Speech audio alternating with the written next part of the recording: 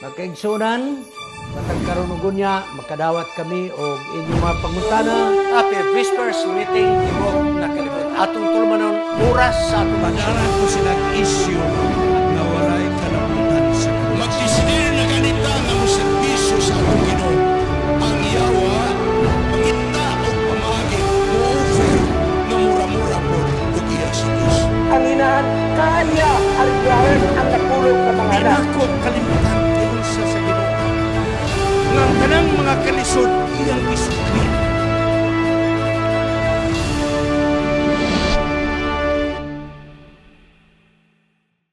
Happy Preparation Day sa Tibok nga kalibutan. Ang atong Anis Media Ministry, Cagayan de City, makikaubang kaninyo ni pipila ka mga gutlo alang sa atong tulumanon dugang katinawan. Mao kinang panahon nga atong pagatubagon inyong mga pangutana, hatag pagtagad inyong mga opinyon, o kung ano na mo'y mga suliran, pangitaan nato kung nabatay ikatambag sa mga suliran. Sa pagsugod, magampo kita. Gamhana nga Diyos nga naka sa mga langit. Salamat kay mo kaming gihatagan sa higayon. Nga among ikapalanog, kini mga pangutana sa imong mga anak, nagkadaiya nga mga pangutana. Sa Biblia, relasyon sa kami niyong o guban pa. Ako nga among kalipay o Diyos, kaya kung magatabang ka na mo, ang balang espiritu maniya sa among presensya tagsa-tagsa. Salamat nga ikaw nagtubag sa among pag-ampo sa ngalan ni Jesus manluluwas. Amen. Mga kaigsunan, dunay pinasay nga akong greetings nga ipadala nato diha sa probinsya sa Siquijor. Tungod kay niya ay atong bisita karon na sa studio o galing lang kay atong kamera fix man, di naman nato ni ma-focus-focus. So atong gi-welcome ang presensya ni Tata Maglinte o ni Edgar Chuka. Ani sila dinhing duha sa atong studio. Mga akong gipabot diha kaninyo ang ato nga greetings. Makikita ako kaninyo karong umaabot nga Oktubre. Murag 18 man to, pengos 20 ba to? I don't know, basta nanay schedule. Muana mi, o basta bang sige nung magkita ta, tibuok probinsya sa Siquijor. Karong mga kaigsunan, adunay pangutana nga kining nagpa-explain lang. Pa-explain mo atong hatagag pagtagad. Ingon na pastor, unsay kalihaan sa tabernakulo, templo o sanktuaryo. Unsa may kalahian. So, taga nato ni pagtagad. Di nato na ditsog tubag apan mo hatag background. Nganong natukod man yung gitawag tabernakulo, templo o sanktuaryo. Tungod kay magsugo ang Diyos sa Exodus 25:8 dito sa bukid sa Sinai, nagingon ang Diyos, buhati ko ninyo og sanktuaryo. Aron ako mupuyo sa inyong taliwala. Mupuyo sa inyong taliwala. Suna diha mga kaigsunan, nganong nagtukod sila sanktuaryo. Ang sanktuaryo or tabernakulo or templo, simbolo sa presensya sa Diyos sa gitawag theophanic way. Karabang ang presensya sa Diyos makita, madungog, mabati sa level sa tao. Kaya kung ang presensya sa Diyos sa iyang pagkamao, mogyod ang mutindog sa atong taliwala, mga matay ta tungod kay kita, ang sala dili makatubang sa kaputi sa Diyos. Mga theophanic way, ingon ani, dalugdog, kilat, no? Usay linog, usay kalayo, o guban pa, muna gitawag theophanic way. Ka-level sa tao, kaya ang tao makadungog, makakita, mga kaigsunan. Pero dili gyud nga ang sa iyang pagka-Diyos mo ay atong ikahibalan. Wala pa na gitugot sa atong Diyos. Busa, ang presensya sa Diyos ilag yung bation. Nga naagyod ang Diyos kanila. Kay kining sanktuaryo mga kaigsunan, aniya, inig kaadlaw adunay panganod, haligi nga panganod. Gitawag ka na Shekinah, the glory of God. O tanaw mo na gitawag na kong theophonic way. Kanang pagpadayag sa Dios sa level sa tao. O kanang panganod inig kagabi kahayag mga kaigsunan. So, ang sanktuaryo, nagingon diha, mupuyo ako kauban kaninyo. So, ang sanktuaryo is what? Puyanan sa atong Diyos sa iyong presensya. So, na din ang sanktuaryo, the whole view. Ako ranang i-explain tagsa-tagsa. O kanang tent sa tunga, kay kiniigsong koral man na siya. Okay? Kanang tent sa tunga, mao na kana ang gitawag tabernacle proper. Kanang siya na gyud mo'y tabernacle. Okay? Tabernacle, temple, ug sanctuary. Musulod ta. Pag adto nato sulod, duha ka bahin. Ang tuwa sa sulod sa tabernacle.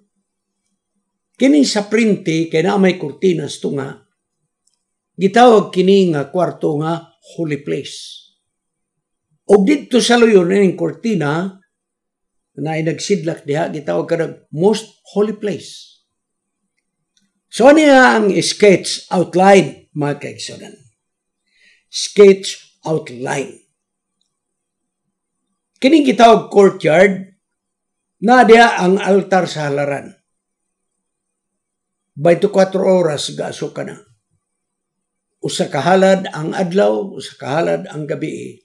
Baka nga usa ka tuig ang ginasunog diha mga kaigsunan. Hunaw-na niya og usa ka kalas ang baka kada adlaw duha igsuon ang ihalad. Dayon na diha ang gitawag laver kanang batya. Seremonyal nga hugasan sa sacerdote. Sabi pa sila mosulod sa sanctuary. Kay nagsimbolo nga kung mosulod ta makigatubang sa atong Diyos, kinahanglan igsoon, wa tay mga tinago nga pagpakasala. Ihabwa na to ang tanan ngadto sa atong Diyos.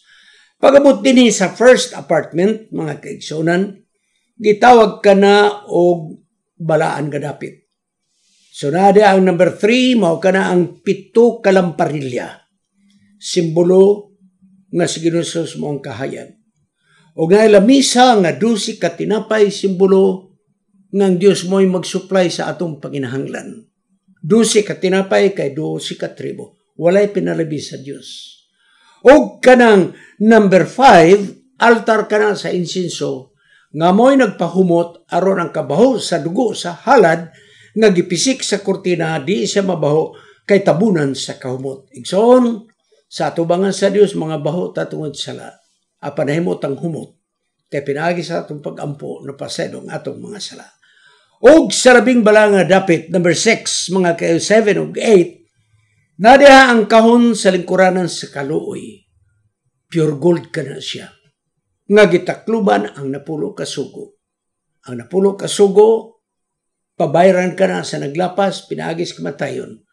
Apan di na maningil og bayad mga kaigsong, kay gitakluban siya sa lingkuranan sa kaluoy. Kay si Ginoos mo'y mitubos kanato. Hatagan ako gamay pagtagad mga kaigsoon. Diri sa labing bala nga dapit, pure gold ka na ang material diha. Pure gold. Karang kahon, pure gold na.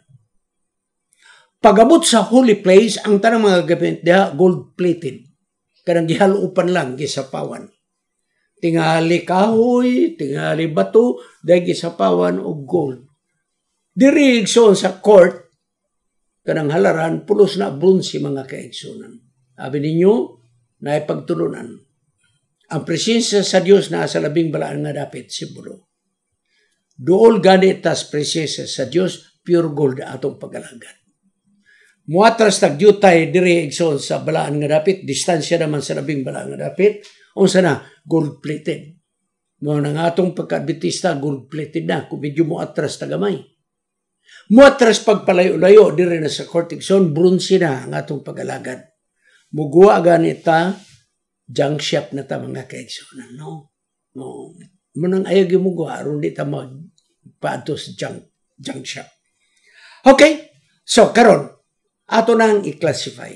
Nganong nga lahi-lahi man ang ngalan, tabernakulo, templo, ug sanctuary. Mo reteksyon, mo atog yuta sa original. Ang pulong tabernacle, gikan sa pulong Hebrehanon nga Mishkan. Mishkan. Buti pasabot, pagpuyo, no? Pagpakiguban, pakigunong, Mishkan. Onya, mga kaigsunan, kining Mishkan, nga gikan niya ang pulong tabernakulo, ang kahulugan ini sa pagpuyo, mga kaigsunan nga ang Diyos, mao nga mutabon ang Shekinah katong panganod igsoon. Simbolo nga ang Diyos nakigkauban, nakig-Mishkan, nakig-tabernakulo.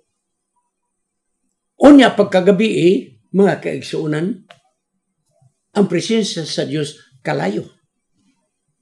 Igsoon,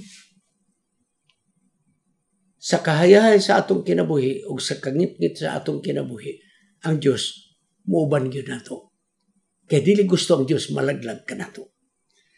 Busa ka ng Shekinah mga kaigsuunan, gikan ka na sa root word nga Mishkan. Shekinah, Mishkan. So, pulong tabernakulo igsoon gihubad sa English nga tabernacle. Apan ang original na Hebrew, Mishkan. Tabernacle. What to tas pulong sanctuary? Ang sanctuary gikan sa pulong nga Hebrew Mikdash. Ang Mikdash mga kaigsonan, lahi na. Ang iyang kahulugan, pagkabalaan. Gisiparar ka sa balaan nga kagamitan. Ang kaganihang tabernacle, ang emphasis dia nga ang Diyos makigkauban. Ang sanctuary, ang gi-emphasize dia mo ang pagkabalaan. So ang tabernacle igsoon, balaan. Ayaw ginin nyo kalimti ha? Ang balaan, ang tabernacle igsoon, nagpasabot ng Diyos nakigkauban. O ang Mikdash nga mao igsoon ang sanctuary, buti pasabot nga kanang tabernacle, gisiparit ka ng kagamitan mo ng balaan. Okay, balaan.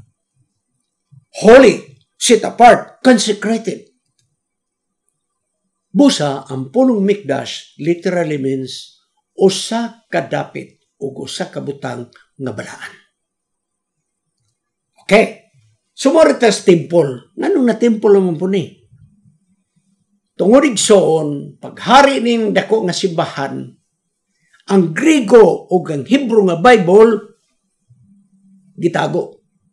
O gitranslate ang Bible sa usalang kalingwahe nga Latin. Munang Latin Vulgate. O pag-translate ni igsoon sa tabernacle o sa sanctuary, gi-translate nila og templom. Pag-English, temple. Nganong na templo man? Tungod kay kahulugan sa Latin nga templom, buti pasabot, usa ka na kadapit nga balaan. Sacred present. Sacred present. Nga kumbaga, ang mga balaan nga mga tao diha makikistorya sa dapit nga balaan. So, templom, pag-English, templo. Kung morita sa Griego igsoon, dili na Griego na. Ang puyanan sa Diyos gitawag ka na sa Greek og naos. Sa ato pa, mupuyo siya. Asa mupuyo? Balaan nga dapit. Unsa man balaan nga dapit? Temple, sanctuary, tabernacle. O karon igsoon, mao na ang atong simbahan. Ang pagkabalaan sa unang panahon sa temple, sanctuary, o tabernacle, mao ang pagkabalaan sa atong simbahan. Ang akong pangutana, gitagad ba nato ang gambalan sa Diyos nga alampuanan? Sala samas pagtagad sa pagkabalaan sa mga Hebrehanon sa unang panahon. So, John, ang tabernacle or sanctuary o temple, maura na siya. Lahi-lahi lang ang period of time sa ilang ngalan. No?